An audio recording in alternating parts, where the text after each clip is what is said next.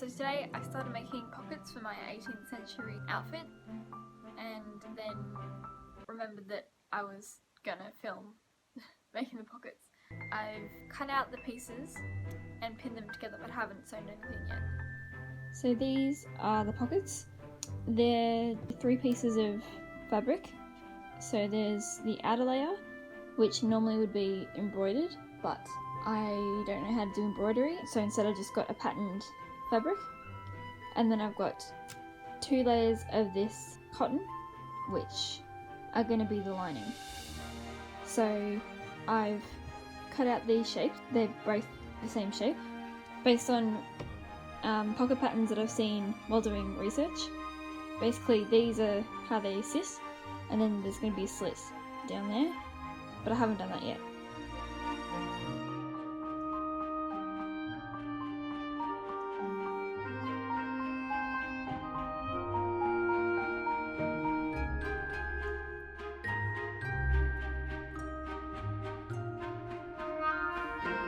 Now what I'm going to do, because these are basted together, they're going to act like one layer, and they're not going to fall apart, they're not going to shift when I try and do things, which means that I can get the seam or the pocket opening even. And I'm going to do that by lining up both these fronts of the pockets, which, I've put this piece on inside out, so I'm going to have to redo it. Once I've done that, what I'm going to do is line up the pieces so that, the tops at the top. I'm going to do a cut in the middle to about there, a third to a half way down, and then baste on both sides so that I can put some binding over it.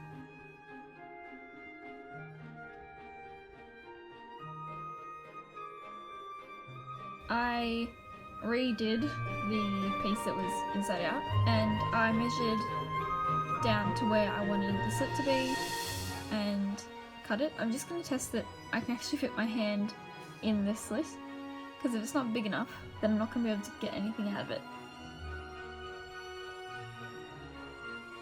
So I've just pinned the top together so that all the layers are together. Okay, that's a bit of a tight fit. We're going to cut a little bit more.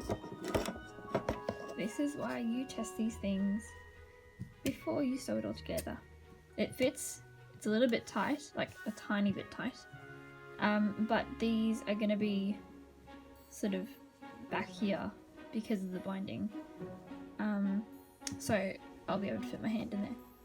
Cool, I'm going to make that adjustment on the other piece, and then I'm going to get to putting it all together.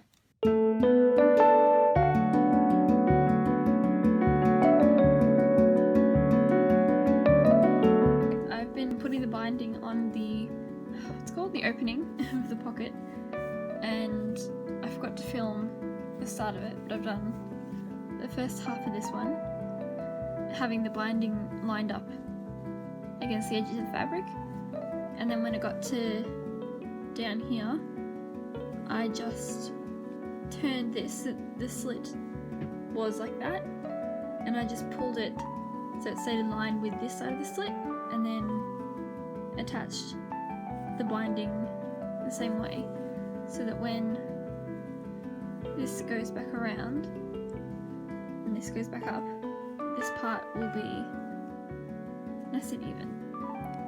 So all I'm doing is, this is the underside, this is the inside, I'm just folding the binding over all the way along.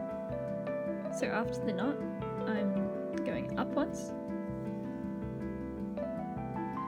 and then just doing, I think it's called a felling stitch or stitch. Anyway, but all I'm doing is I'm catching fabric here,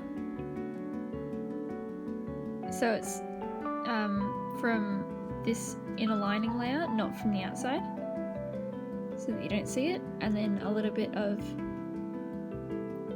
the binding and pulling it through. It doesn't show through the other side.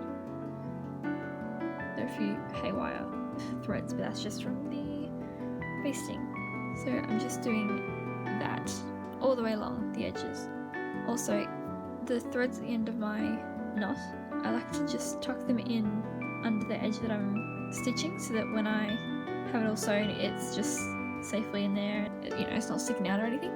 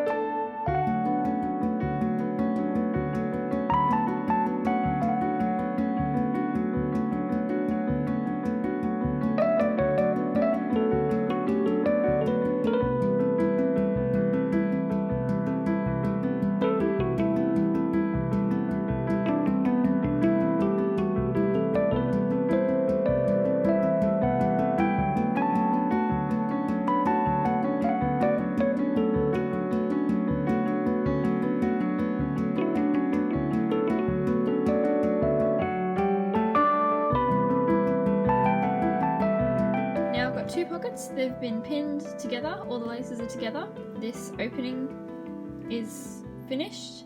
I just have to sew around the outside and then put on the binding.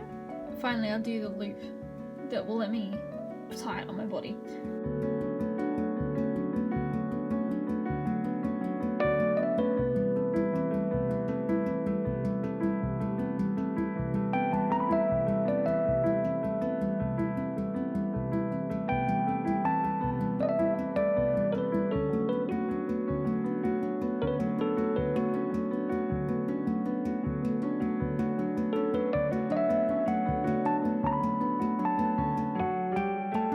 What I'm doing now is making the little loop things that go on the top of the pocket so that it can connect to my body.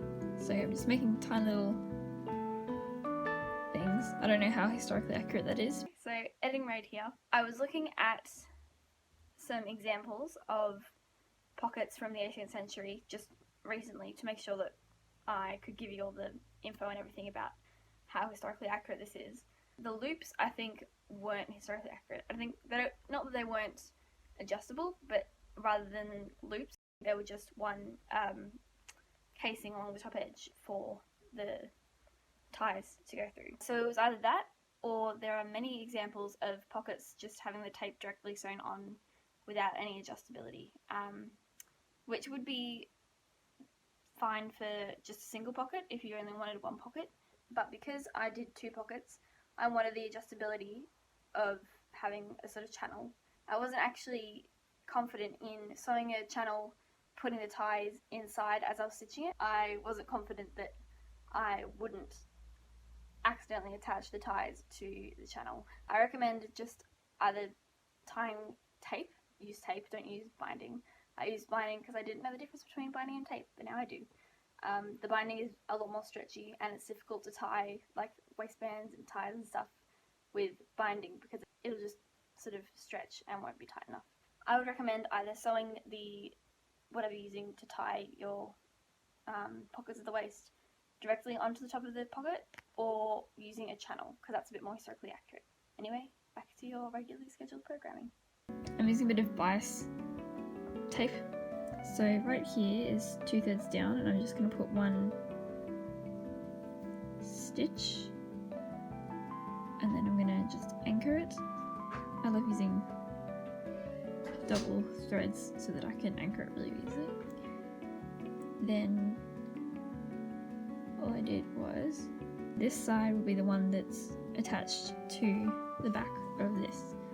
So that'll go there, and then another one on that side, it'll be sewn through, and then the ribbon will go through there. And I'm making 4 of these little things so that there are 2 on each thing.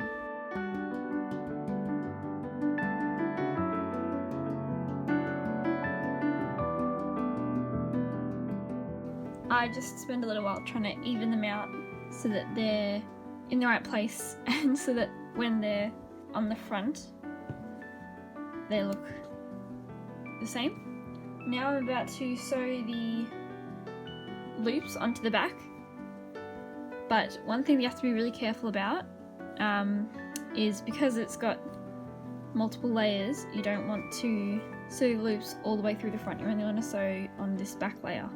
My finger's right there, so it's in between the first 2 layers and the last layer. And I'm going to do a little stitch down here to anchor it, then I'll sew on the loop.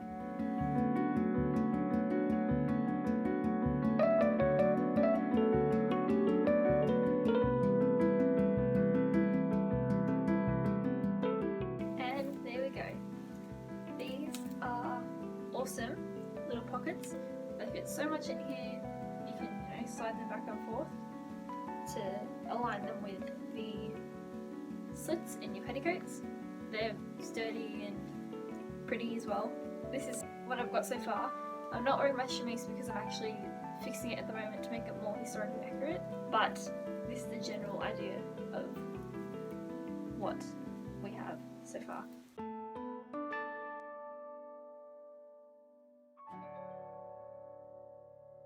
So it's been a few months and I'm going to review my pockets. These are amazing. I love them.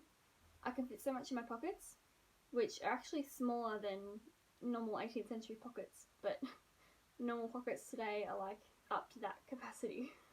I have actually worn these around the house a few times while wearing modern clothes. They're so handy. I will likely in the future come back to this and just fix the top so that it's a bit more historically accurate. I'll just put the binding that's in the tie on the top of the pockets and I'll just adjust it so that it's at the right position. So that's all I have today. Click the like button if you liked it, and if you want to keep up to date with my Outlander costume adventure, then click the subscribe button. I've still got heaps of these more to go, so look forward to those. Yeah, that's all. Okay, bye!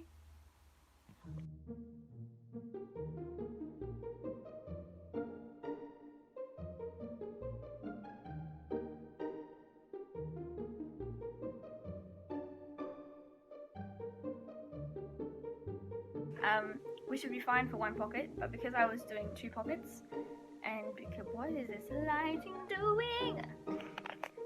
In terms of how adjustable it was when you